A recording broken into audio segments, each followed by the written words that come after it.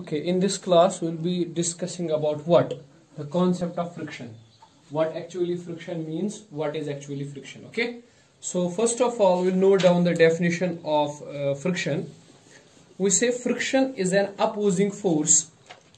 Friction is an opposing force that is set up between the surfaces,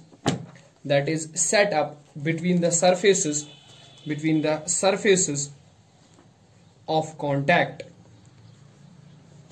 When one body slides or rolls or tends to do so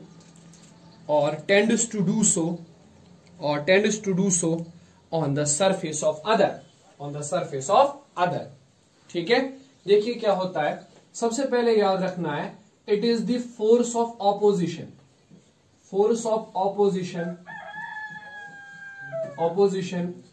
to motion of objects, okay? ये एक ऐसा force है जो हमेशा objects की motion को क्या करता है, ऑपोज करता है, ठीक है। देखो कब करता है, दो कंडीशंस पर। जब क्या होता है, when one body slides over another, when sliding occurs, sliding takes place, ठीक है। जब किसी जगह पर स्लाइडिंग होती है ना, तो उस टाइम पे फ्रिक्शनल फोर्स वहां पे होता है। देखो क्या, अगर मान लीजिए इस तरह से एक सरफेस है, दिस इज सम सरफेस, और इस सरफेस के ऊपर एक ऑब्जेक्ट है जो स्लाइड कर रहा है, इस तरह से वो आगे जा रहा है, राइट। तो this is the applied force, जो आपने अप्लाइड फोर्स लगाया है, जिसकी वजह से ऑब्जेक्ट आगे जा रहा है, मोशन में है, ठीक है कि नहीं। तो जैसे ही ये आगे जाएगा, there will be a force, एक फोर्स होगा जो इसकी मोशन को अपोज करेगा, ओके, जो इसकी मोशन को क्या करेगा, अपोज करेगा, जो हरगिज ये नहीं चाहेगा कि ऑब्जेक्ट आगे वाली डायरेक्शन में मूव करे, ओके। तो अगर उस फोर्स को अपोज करना है इसकी मोशन को, तो that should obviously be in right this one direction, okay, opposite direction, है कि नहीं, है ना। This force is called as frictional force, it's called as friction, ठीक है। इसका मेन काम क्या है, it mainly opposes the motion of object, ये इस ऑब्जेक्ट की मोशन को अपोज करेगा, ठीक है। तो आप याद रखोगे, जब भी एक बॉडी दूसरे बॉडी के ऊपर से स्लाइड करेगी, ठीक है, उस टाइम पे जो होगा opposition force, that will be called as a friction, okay. Next thing, when a body rolls, यानी रोलिंग टेक्स प्लेस, जब एक बॉडी दूसरे बॉडी के ऊपर से क्या करता है, रोल करता है, ठीक है कि नहीं, है ना। इस तरह से मैं समझाता हूं, ये देख लीजिए, अगर आपके पास यहां पे एक सरफेस है, तो इस सरफेस के ऊपर जब कोई ऑब्जेक्ट जो होता है वो रोल करता है, like this way, if this is an object, this is some sort of a wheel से फॉर एग्जांपल, है। So if this wheel is rotating like this way, rolling, इस तरह से ऑब्जेक्ट रोल कर रहा है, ठीक है। तो मीन्स इसकी मोशन कहां से, linear motion is like this way, linear motion मतलब ये आगे जा रहा है ना। तो यहां पर जो फ्रिक्शनल फोर्स होगा, that will be in this direction, okay. Let me write it small f. I am always writing the friction as small f. Okay? So जब एक ऑब्जेक्ट दूसरे ऑब्जेक्ट के ओवर से रोल करता है, ठीक है, तो उस टाइम पे ये फ्रिक्शन आ जाती है, ठीक है कि नहीं, है ना, ठीक। नेक्स्ट थिंग, अगर किसी जगह पर स्लाइडिंग ना हो, किसी जगह पर रोलिंग ना हो, but the object is trying to slide और the object is trying to roll, ठीक है कि नहीं, उस टाइम पर भी फ्रिक्शन होती है। Is that clear? समझ लीजिए, अगर इस तरह से आपके पास है एक इंक्लाइनेड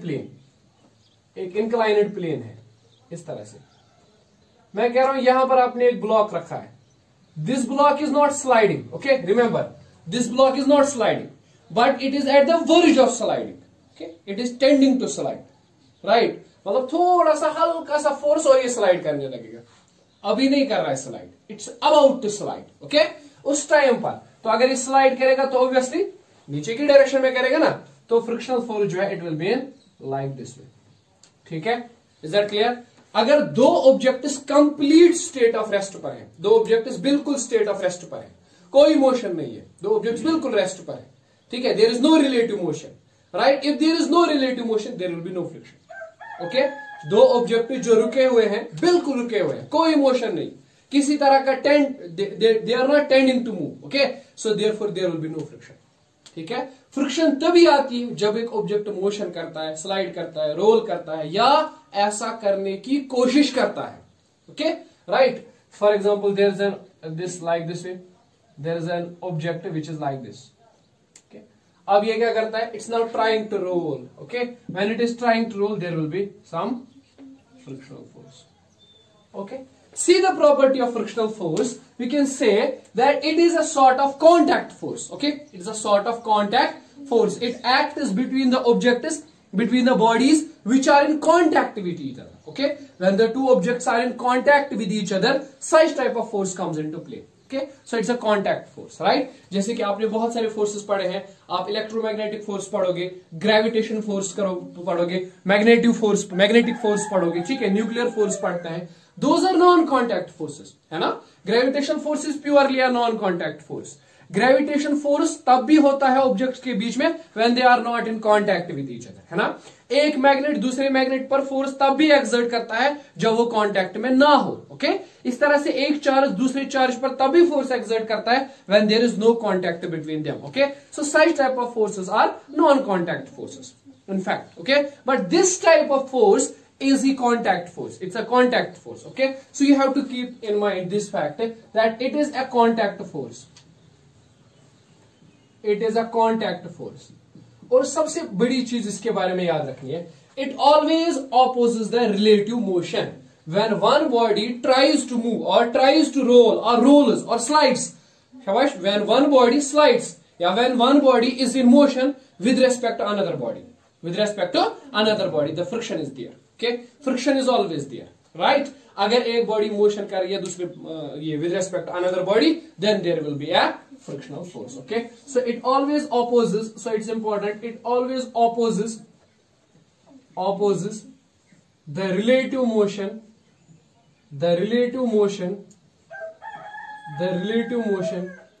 of objects or bodies. It always tries to destroy that motion. Okay, इसका काम हमेशा होता है ये उस मोशन को अपोज करता है जो मोशन क्या हो रही होगी. ठीक है, तो इट इज वेरी इंपॉर्टेंट है, राइट?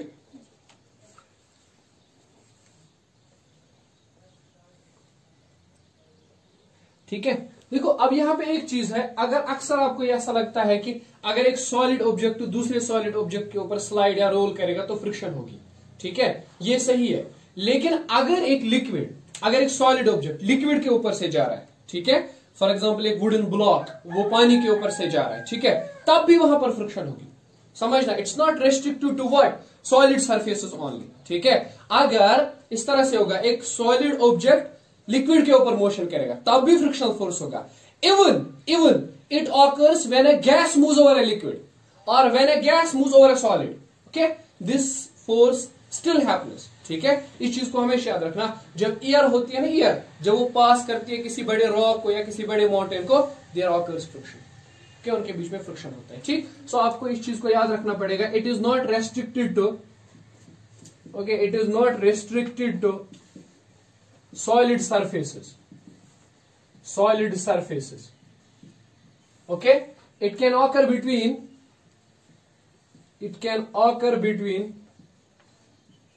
surfaces of पहला solid and solid के बीच में भी ये हो सकती है. ठीक है, दूसरा शाबाश solid and liquid surface के बीच में भी ऐसा हो सकता है ना. तीसरा शाबाश सॉलिड और गैसियस सरफेस के बीच में भी ऐसा हो सकता है. इवन दो लेट मी से लिक्विड और लिक्विड के बीच में ऐसा होता है. दो लिक्विड्स भी एक दूसरे की मोशन को आप जब वो रिलेटिव मोशन में होते हैं तो देयर ऑकर्स फ्रिक्शन. ओके, इस तरह से दो गैसेस भी कर सकते हैं. ठीक है, gas to gas, right? So therefore we have two types of friction जो हम आगे पढ़ेंगे, dry friction and this liquid friction we call that as. Okay, we will be discussing that. Right, so it is not restricted to solid surfaces only. This concept can be extended to other surfaces also. Okay, so आप हमेशा इस चीज को याद रखना.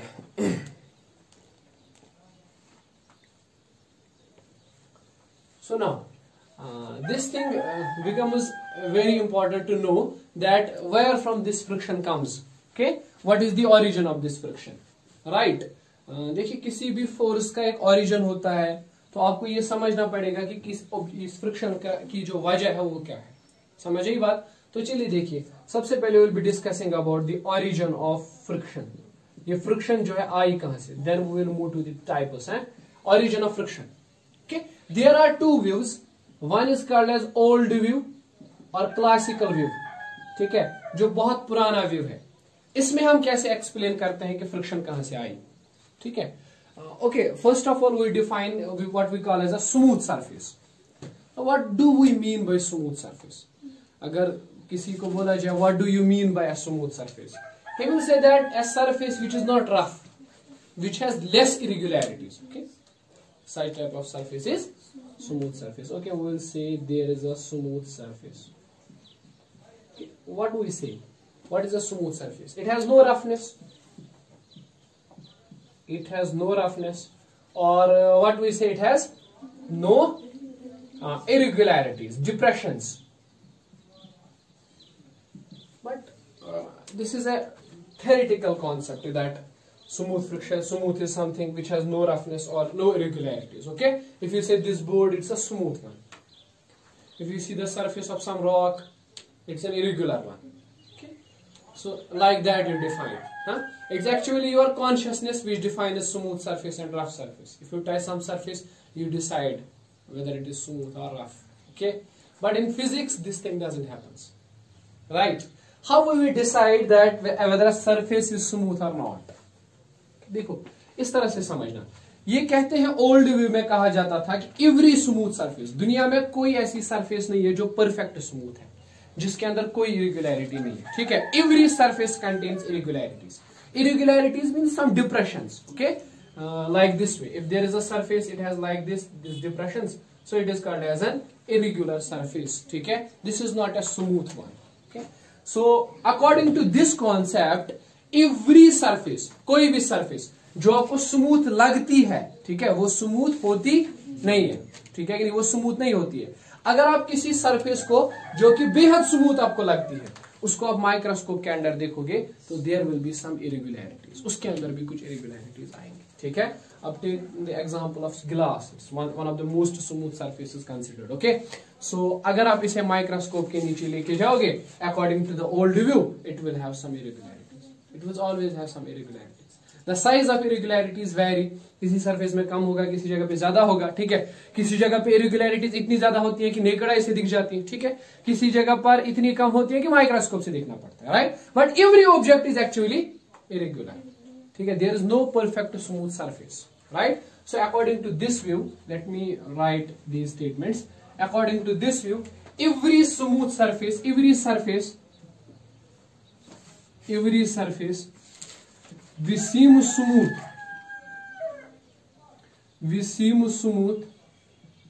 actually contains irregularities at microscopic level. Okay, at microscopic level they contain irregularities. Okay, so every surface, whatever, the size of irregularity may vary from one surface to another surface, but every surface is irregular. Okay, so if there are two objects, अगर दो objects हैं जो एक दूसरे के साथ contact में है, like this way, this is the one object and यहाँ पे रखेंगे आप दूसरा ऑब्जेक्ट, इस तरह से हो जाएगा ना। तो मतलब अगर आप दो ऑब्जेक्ट्स को रखोगे ऐसे जो कि आपको स्मूथ नजर आते हैं, इस तरह से, this is the macroscopic view. Macroscopic मतलब जो आप अपनी आंखों से देखोगे। ठीक है, लेकिन this is what the microscope will show you. Okay, this is the microscopic view, because ये जो ब्लॉक है ऊपर ए और नीचे वाले को मैं कहता हूं बी, ब्लॉक ए में भी इरेगुलरिटीज हैं सरफेस पे और ब्लॉक बी में भी इरेगुलरिटीज है ना। तो अगर आप इन दोनों को देखोगे, जहां पे ये एक दूसरे को टच करते हैं, this contact surface, it is like this. Actual में मसला यहां पे ये है। ठीक है, okay, now try to move one body और अनदर, व्हाट विल हैपन? अगर आप इस ऑब्जेक्ट ए को मूव करवाओगे इस डायरेक्शन में, तो what will happen? You would not be able to move it smoothly. Okay, why? Because यहां पे इंटरलॉकिंग ऑफ इरेगुलरिटीज है कि नहीं? The irregularities are interlocked like this. Okay, if you try to move one object over here, you will have to overcome the force of this interlocking. Okay, you will have to overcome the interlocking, right? देखो दो objects को जब आप रखोगे ना, काफी simple concept है, दो ऑब्जेक्ट्स को रखोगे ना, इनके बीच में इरेगुलरिटीज होती है ना सरफेसेस पर, तो वो इरेगुलरिटीज एक दूसरे को क्या करती हैं, शाबाश, वो इरेगुलरिटीज एक दूसरे को इंटरलॉक कर देती है, ठीक है। तो जब आप एक ऑब्जेक्ट को मूव करने की कोशिश करोगे तो व्हाट विल हैपन, शाबाश, जब आप मूव करने की कोशिश करोगे तो you will not be able to move it smoothly, why, because वहां पे क्या है, इरेगुलरिटीज है ना। सो यहां से फ्रिक्शन का वजूद आता है। सो फ्रिक्शन असल में according to the classical concept, friction is due to the interlocking of surface irregularities. Okay, friction is due to interlocking of surface irregularities. ठीक है कि नहीं, है ना। सो मतलब यहां पे ये है कि अगर आपके पास दो ऑब्जेक्ट्स हैं and you want to move one object with respect to another object, what you need to do, you need to overcome the interlockings there, huh? Okay, so actual में कॉन्सेप्ट यहाँ पे इतना ही है कि आप डिप्रेशन वगैरह जो है ना यहाँ पे इस तरह से देखते हो। दिस अगर इस तरह से सरफेस है तो ये जो इसका ये पार्ट है it is called as depression, और ये जो इसका अपर पार्ट है it is called as projection. तो friction occurs due to the depression projection interlockings. Okay, depression projection interlockings, right. Okay, let's say now what next, say for example you have an object like this. अच्छा, इस बुनियाद पे आप बहुत सारी चीजों को एक्सप्लेन कर सकते हो इजीली, है ना, बहुत सारी चीजें हैं, you can explain on this view. Okay, see what are the things you can explain. If you have a surface like this way, an object like this way, this is object A, say for example, and this is the object B. Okay, and B is trying to move over the A, है ना, तो what will be there? There will be force of friction. It's not moving. See, I am not saying it's moving. I am saying it's trying to move. Okay. When an object, okay, tries to slide over other, friction is called as, इसके बारे में detail discussion होगा लेकिन यहाँ पे याद रखेंगे, friction is called as static friction. Okay, जब एक ऑब्जेक्ट ट्राई करता है to move over other, tends to move over other, वहां पे जो फ्रिक्शन होती है उसको क्या कहते हैं, स्टैटिक फ्रिक्शन। देखो यार, कंफ्यूज नहीं होना, static does not mean it is in rest. Okay, some people think that अगर दो ऑब्जेक्ट रेस्ट पे उनके बीच में फ्रिक्शन है दैट स्टैटिक, नहीं, ऐसा नहीं है। स्टैटिक डजंट मीन कि ऑब्जेक्ट इज रेस्ट पर है, नहीं, it means that the motion is about to begin, okay, and object is trying to move, right. और जब आप इस पे अप्लाई करोगे फोर्स तो it will try to move, उस टाइम पे जो फ्रिक्शन होगी उसको क्या कहेंगे, स्टैटिक फ्रिक्शन, ठीक है, राइट, ठीक है। वो क्यों होगी, that will be due to the depression projection interlockings. Okay, and this friction is quite large in amount, है ना, बहुत ज्यादा होती है। क्यों, क्योंकि अभी आपने देखा सरफेसेस के बीच में क्या होती है, इंटरलॉकिंग होती है ना, दिस डिप्रेशन प्रोजेक्शन इंटरलॉकिंग। अच्छा, ये डिप्रेशन प्रोजेक्शन इंटरलॉकिंग इस तरह से है ना, ठीक। तो जब आप अप्लाई करोगे force, when you will apply force, what will happen, आपको क्या होगा, ये ऑब्जेक्ट मूव नहीं करेगा। Okay, this object will not move, why, because of this interlocking there will be friction. Okay, so you need to increase your force. Okay, आपको force को बढ़ाना पड़ेगा, ठीक है। आप फोर्स को बढ़ाते जाओ, what will happen, the object will come out of this depression, means depression projection interlocking will be broken. Okay, ये ब्रेक हो जाएगा, ठीक है। अच्छा, ठीक है, वंस इट इज ब्रोकन, जब एक बार ब्रोक हो गई, ठीक है, एक बार निकल पड़ी, ठीक है, ऑब्जेक्ट निकला ऊपर से, मतलब अब मूव कर रहा है, तो now the object is in motion. इस टाइम पे जो फ्रिक्शन होगी that will be called as a kinetic friction. Okay, what is kinetic friction, it is the friction which exists between the surfaces when the body is in motion, when object is complete motion में completely है, ठीक है, तो उस time पे जो friction होगी वो क्या होगी, kinetic friction. Now what will be more, is kinetic friction more or static friction more? Static यार, obviously, because पहले इंटरलॉकिंग बहुत ज्यादा होगी। Once the interlocking is broken, objects will try to move over each other, they will easily move over each other, है ना। So friction जो उस time पे होगी वो कम होगी, ठीक है कि नहीं, है ना, ठीक। स्टैटिक फ्रिक्शन ज्यादा है, काइनेटिक फ्रिक्शन लेस है, इजीली इस व्यू से एक्सप्लेन हो सकता है। Is that clear, that's a law, ठीक है, याद रखना, kinetic friction is always less than static friction means ये कि जब आप एक ऑब्जेक्ट जो रेस्ट पर होगा उस पर फोर्स अप्लाई करोगे, उसको मूव करवाने के लिए जब वो फोर्स अप्लाई करोगे फ्रिक्शन ज्यादा होगी, आपका एफर्ट ज्यादा होगा, मेहनत ज्यादा लगेगी। But once it is in motion, okay, efforts will be less, force कम लगाना पड़ेगा। ओके, सो काइनेटिक फ्रिक्शन किसको कहते हैं? When an object moves relative to each other, friction is called as, क्या बोलते हैं इसको? Kinetic friction. Okay, it's called as kinetic friction. ठीक है, राइट है ना? तो static friction is obviously greater than kinetic friction,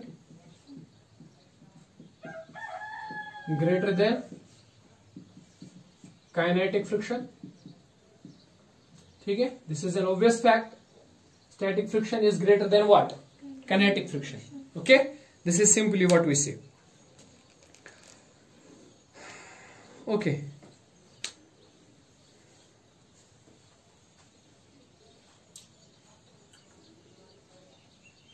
is that clear? Right? चलिए, तो यहां से आप इस चीज का कंक्लूजन निकाल सकते हो। ठीक, बट अगर हम इस व्यू को देखें तो this view is not completely explainable. Okay, you से व्हाई हम इस व्यू को कंप्लीट क्यों नहीं कहते हैं? देखिए, if there are two glass surfaces, I will quote an example, if there are two glass surfaces, okay, this is a surface, this is glass 1 and there is a surface glass 2, okay, glass 2. There is depression, projection, interlocking there, right? So friction वगैरह is there.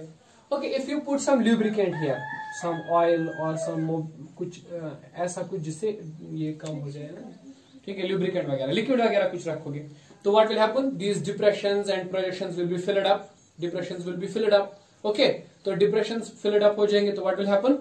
The friction should reduce. The friction should reduce. है ना? तो अब अगर मैं इन दोनों के बीच में कोई लिक्विड डालूंगा, ऑयल या कोई लुब्रिकेंट डालूंगा ग्लास सरफेसेस के बीच में, तो it should be easy to move them. Okay, but this doesn't happens, है ना? अगर आप इन दोनों के बीच में ऑयल या वाटर या किसी लिक्विड का यूज करोगे ना, now they will never move, ये एक दूसरे के ऊपर स्लाइड नहीं करेंगे इजीली, है ना? ठीक, सो मतलब क्या है? लिक्विड डालने से, लुब्रिकेंट डालने से क्या हुआ? फ्रिक्शन इंक्रीज हुआ, है कि नहीं? इंक्रीज हुआ, राइट? क्या हुआ यहाँ पे? मैं न्यू कॉन्सेप्ट में तो दूसरी बात है, मैं इसी कॉन्सेप्ट के अकॉर्डिंग बोल रहा हूँ कि फ्रिक्शन इंक्रीज हुई, ठीक है कि नहीं? When you try to apply lubricant on the surfaces, what happened? The friction increased. Okay, means कि आपने यहाँ पे लिक्विड लगाया, लुब्रिकेंट लगाया, क्यों? आपने सोचा depression and this projections will be filled up. Okay, या आप पाउडर का इस्तेमाल करोगे, ऐसा नहीं है कि आप लुब्रिकेंट ऑयल डालोगे, पाउडर वगैरह भी डाल सकते हो, ठीक है? तो व्हाट विल हैपन? आपने सोचा depressions are filled up, now the friction will be less. Okay, what you are trying actually, you are trying to make the surface smooth. आप सरफेस को क्या बनाना चाहते हो? स्मूथ, इसकी इरेगुलरिटीज को कम करना चाहते हो, बट आपने देखा कि when you are trying to make the surface smooth, the friction increases. Okay, the friction increases. Okay, ठीक है, isn't it opposite to the given concept, है ना? देखो, गिवन कॉन्सेप्ट क्या है? जितनी इरेगुलरिटीज उतनी फ्रिक्शन, उतनी ज्यादा फ्रिक्शन।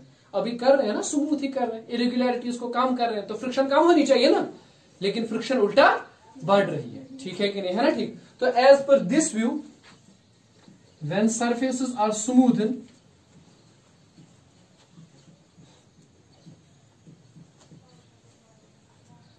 इस व्यू के अकॉर्डिंग में फ्रिक्शन इंक्रीजेस, ठीक है? बट आपको पता है कि friction is directly proportional to irregularities. Okay, smooth surfaces have less irregularities, so should have less friction, right? Smooth surfaces have less irregularities, so should have less friction. So should have less, but it is not so as per this classical concept. Okay, so we need to reject this. We need to come up with a new concept, ठीक है। तो इस concept को फिर reject किया गया और कहा गया कि ये कॉन्सेप्ट किसी हद तक सही है लेकिन पूरा कंप्लीटली सही नहीं है, ठीक है। So we have another theory which is explaining how the friction occurs, right? That is called as the modern view of friction, okay? चलिए ठीक है बेटा, अब हम डिस्कस करेंगे मॉडर्न व्यू को, okay. We'll try to understand the modern view. Okay, what actually the modern view means? देखो, अगर आप देखोगे ना, every object in the universe is made up of atoms, okay? Molecules or some sort of ions, we say, हैं? Right? Macroscopic level पे तो ऐसा ही कह सकते हैं ना कि अगर ब्रॉडली देखा जाए तो हर कोई चीज असल में किस चीज का बना है? Every object is composed of, every matter is composed of, every matter is composed of atoms or what we call them as ions, है ना, ठीक। मॉलिक्यूल्स फिर एटम्स से बनते हैं, ठीक है। तो हर कोई चीज जो दुनिया की है ना वो एटम्स की बनी है, ठीक है। And atoms have force of attraction between them, okay. Atoms क्या करते हैं? एक दूसरे को अट्रैक्ट करते हैं, they have force of attraction between them, right. So जब दो सरफेसेस कांटेक्ट में होती है ना, ये एक सरफेस है, ये दूसरी सरफेस है, when they are in contact with each other, तो व्हाट हैपन्स? एज पर दिस व्यू, इस व्यू के हिसाब से एक सरफेस के जो एटम्स होते हैं, एक बॉडी के जो एटम्स होते हैं, वो दूसरी बॉडी के एटम्स को क्या करते हैं? अट्रैक्ट करते हैं। इस वजह से फ्रिक्शन होती है, ठीक है। There is the force of attraction. तो अगर इस तरह से अप्लाइड फोर्स है, ठीक, तो ऑब्जेक्ट इजीली मूव नहीं करेगा। क्यों? क्योंकि पहले ये एक सरफेस दूसरी सरफेस के साथ बंद है by the force of attraction. तो आपको थोड़ा बहुत फोर्स अप्लाई करना पड़ेगा in order to move. So friction is actually due to the attraction between atoms और मॉलिक्यूल्स, ओके। सो इस तरह से याद रखोगे, when surfaces are in contact, okay, when surfaces are in contact, what happens? When surfaces are in contact, atoms or ions of one surface, okay, attracts other surface atoms, है ना, which results into friction, pure concept है ना, which results into friction। कोई depression का झंझट वगैरह नहीं है, ठीक है। So cause of friction is due to the atomic forces, okay. तो कॉज ऑफ फ्रिक्शन अगर देखा जाए, कॉज ऑफ फ्रिक्शन, तो what will be the cause of friction? शाबाश, atomic forces, right, atomic, okay. There may be ions, ये object और ये object ions का बना हो सकता है, तो there may B ionic forces की वजह से, ठीक है, या there may B molecular forces, अगर ये मॉलिक्यूल्स का बना है, मॉलिक्यूलर फोर्सेस, ठीक है। तो इस वजह से इन तीनों में से किसी एक वजह से यहां पे आ जाता है, ठीक है कि नहीं, है ना, ठीक, right. So there is no concept of irregularities extra, हाँ, ठीक है, राइट।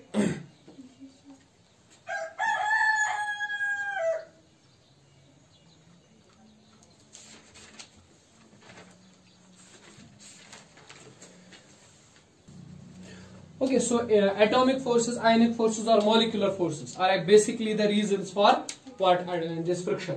Okay, now since ये force जो है it depends on the this atoms का जो attraction है या forces of attraction जो भी है उनके बीच में, so आप कह सकते हो कि if the force of attraction is strong, the friction will be more, and if the force of attraction is less, the friction will be less. Okay, ठीक है। So you can say force of attraction between surfaces decides the value of friction, okay, decides the value of friction, right, ठीक। सो आप कह सकते हो कि friction जो है ना डिपेंड्स ऑन, किस चीज पे डिपेंड करती है? नेचर ऑफ सरफेसेस, ठीक है, nature of surfaces. Friction depends on what? Nature of surfaces. Okay, right? So this was all about introduction to friction, what actually friction means and where from it comes. Okay, we will be discussing the types of friction in next lecture.